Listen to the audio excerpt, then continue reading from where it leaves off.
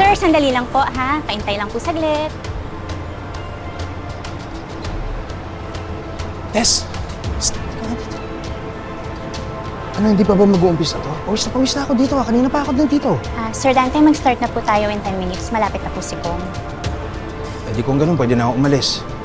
Aanin ko ba itong mga rider na to? Ang dami-dami kong kotse. Hindi ko sila kailangan. Bilin po kasi ni Kong nakasama kayo.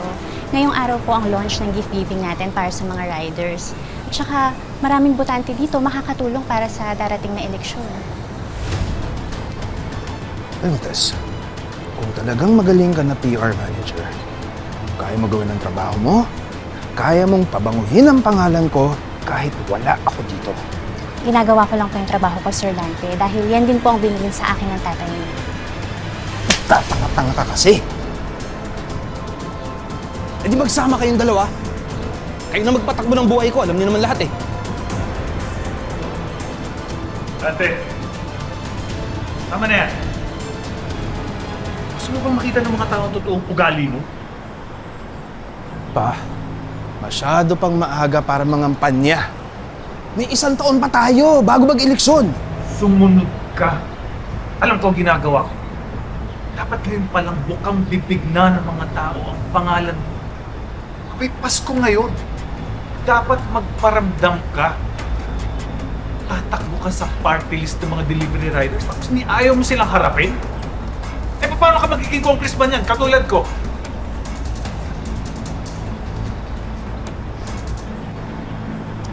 Sige na, Tess, tara na. Umpisa na tayo. Basta yun doon, bigyan na.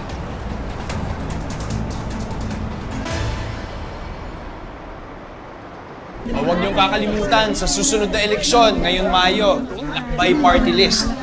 Para din to sa kapakanan ninyong mga rider.